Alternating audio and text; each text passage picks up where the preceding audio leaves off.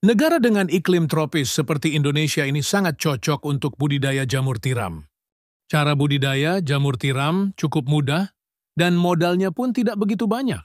Bagian yang paling sulit saat ini untuk budidaya jamur tiram adalah membuat baglok, yakni media tanam yang sudah berisi bibit jamur. Namun nggak perlu khawatir jika Anda baru pertama kali terjun di dunia jamur tiram, sementara untuk urusan baglok yang sudah siap tumbuh, bisa pergi ke orang lain terlebih dulu. Lambat waktu jika usaha budidaya jamur tiram sudah mulai berkembang. Cobalah untuk membuat baglok sendiri. Nah, langsung saja inilah beberapa persiapan dan cara budidaya jamur tiram versi Jamur Ganteng Official. Yang pertama, menyiapkan kumbung. Kumbung ialah semacam rumah untuk jamur, yakni tempat untuk manaruk dan merawat baglok hingga tumbuh jamur siap panen. Di dalam kumbung tersebut terdapat rak yang bertingkat. Biasanya terbuat dari kayu atau bambu, dindingnya bisa menggunakan papan atau paranet.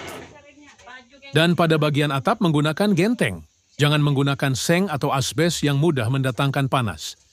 Bagian lantai sebaiknya dibiarkan menggunakan tanah, agar saat terkena air mudah meresap. Sedangkan untuk ukuran rak, bisa Anda sesuai sendiri tergantung ukuran kumbung dan baglok yang akan dibudidaya. Namun idealnya ketinggian ruang, sebaiknya tidak kurang dari 40 cm. Rak bisa dibuat 2 hingga 3 tingkat, lebar. Rak 40 cm dan panjang setiap ruas rak 1 meter. Setiap ruas rak bisa memuat 70 hingga 80 baglok. Kemudian menyiapkan baglok. Perlu kalian tahu, kualitas baglok yang bagus sangat mempengaruhi pertumbuhan dari jamur itu sendiri. Baglok ialah media tanam untuk meletakkan bibit jamur yang terbuat dari serbuk gergaji. Serbuk kayu tersebut dimasukkan ke dalam plastik berbentuk silinder dan pada ujung plastik diberi lubang, di mana lubang tersebut nantinya jamur tiram akan tumbuh keluar. Saat ini baglok jamur tiram YJ berbobot 1 kg dijual, kisaran harga 3.000. Cara merawat baglok. Pertama, silahkan letakkan baglok pada rak yang sudah berada di kumbung. Anda bisa menyusunnya secara vertikal atau horizontal. Jika menyusun secara horizontal, berarti lubang baglok berhadapan ke samping. Sedangkan jika secara vertikal, maka lubang baglok menghadap ke atas. Namun biasanya, untuk para pemula lebih milih untuk menyusun baglok secara horizontal. Hal ini dilakukan agar tidak ada air yang masuk secara berlebihan saat nyiram baglok dan proses panen pun bisa lebih mudah. Kapan penyiraman dilakukan? Penyiraman penyemprotan dilakukan setelah panen pertama jamur tiram. Baru dilakukan. Penyiraman biasanya dilakukan sebanyak 3 kali dalam sehari. Lakukan penyiraman dengan sprayer atau sistem kabut frekuensi.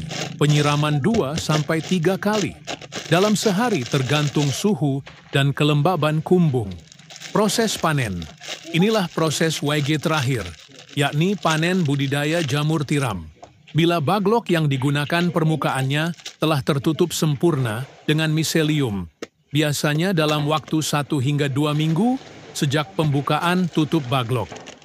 Baglok yang memiliki bobot sekitar 1 kg akan menghasilkan jamur sebanyak 0,7 kg. Jamur akan tumbuh dan sudah bisa dipanen jika dirawat dengan baik dan benar. Baglok jamur bisa dipanen hingga 4-5 kali panen. Setelah itu, baglok dibuang atau bisa digunakan bahan ompos. Pemanenan dilakukan terhadap jamur yang telah mekar dan membesar tepatnya bila ujung-ujungnya telah terlihat meruncing. Bila masa panen lewat setengah hari saja, maka warnanya menjadi agak kuning kecoklatan. Bila sudah selesai itu, jamur cepat layu dan tidak tahan lama. Kemudian jarak panen pertama ke panen kedua berkisar 2 hingga 3 minggu. Semoga bermanfaat dan barokah. Amin, amin, amin. Monggo YJ minat mau usaha jamur tiram, bisa diorder baglok jamur tiramnya via 108 5259 352057 atau via Shopee Yayan Mushroom, gratis, konsultasi seputar dunia perjamuran, tidak usah khawatir, takut gagal siap dibimbing sampai berhasil.